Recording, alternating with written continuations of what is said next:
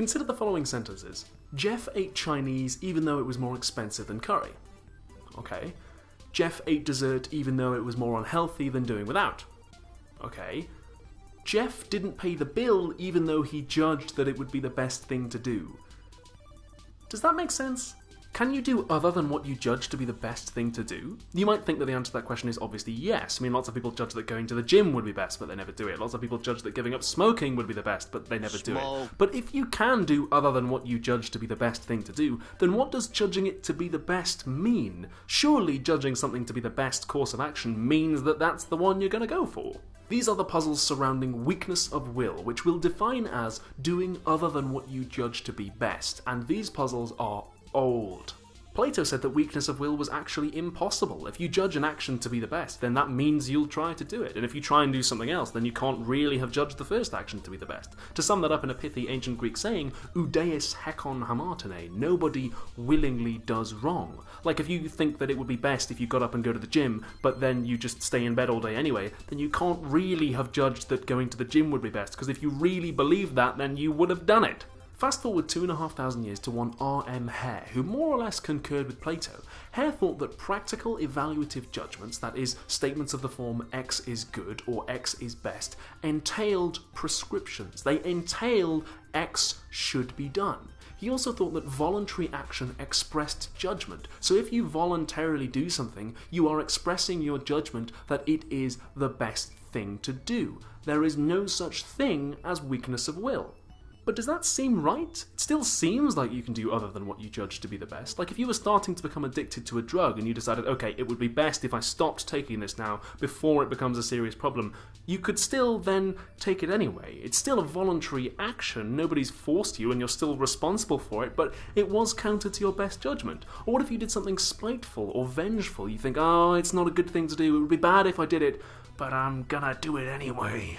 Hare would probably come back and say that you didn't really judge taking the drug or taking revenge to be bad. Inside, you actually thought it was the best course of action, and that's why you did it. But if that was true, then presumably you wouldn't feel guilty over doing those things. You might feel stupid in hindsight that you thought taking the drug was the best decision. Like, oh man, I wish I had more information at the time, I wouldn't have chosen that.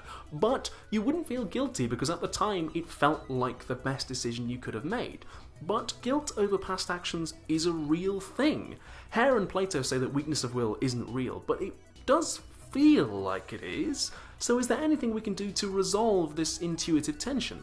Fast forward a little bit more to 1970 and a very famous paper by Donald Davison. Davison actually defended the view that weakness of will was real. He thought that when we are deciding what to do, there are two stages, each with their own mode of thinking. The first stage is evaluation. We say, considering factors 1, 2, and 3, X is the best thing to do in this situation. We then make a mental jump to the second stage, prescription.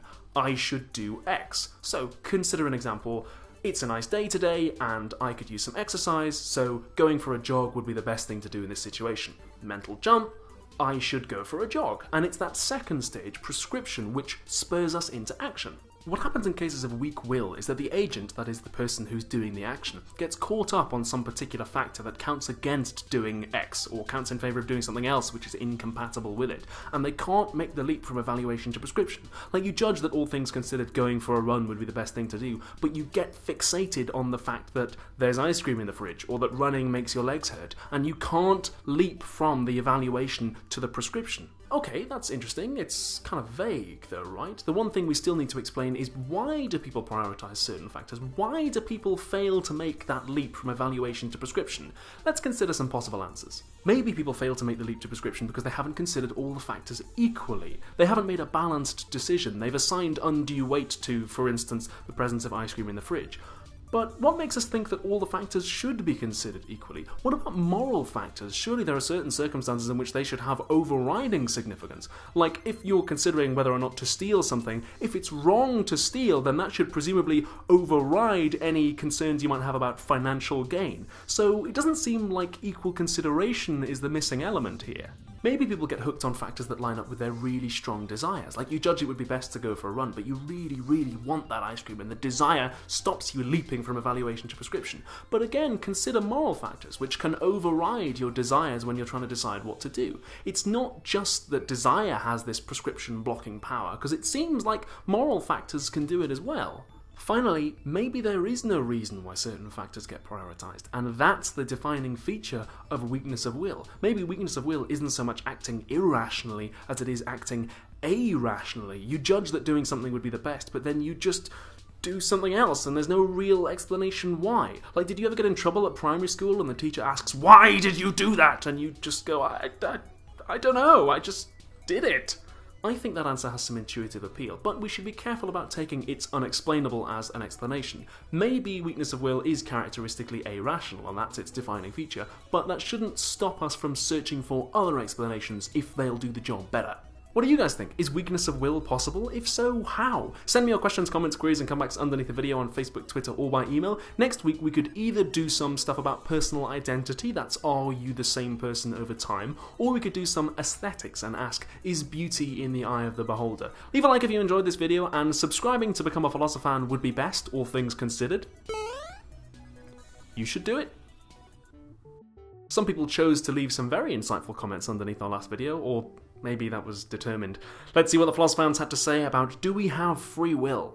Luke Snyder and William van der Beek said that whether or not a system is determined might depend on your frame of reference, and that actually because of things like entropy and chaos theory, we'd never be able to predict a future piece of human behaviour because the systems get crazy complex, crazy fast.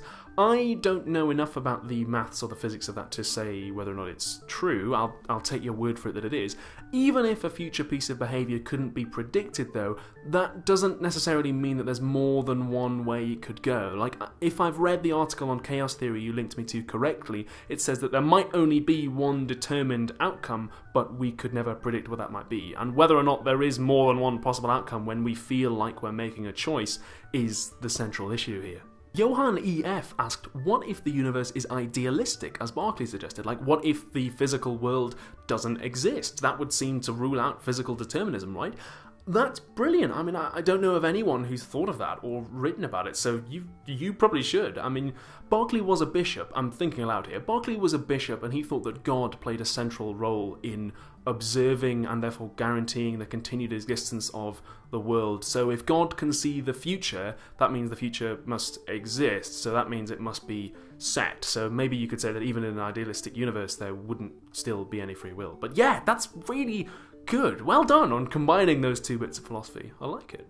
Thinkerbell Bachelorette Humanborn Dot here. What? Maya Gaster said that we're already used to thinking that human choices are restricted. I mean, it's not like I consider myself free to do anything. I already accept that my choices are limited, so what's wrong with just going a little bit further and saying they're totally limited? That is a brilliant point. Well done. I mean, that is a fantastic comment, Maya Gaster, and I think that if Hume was alive, he would give you a high five.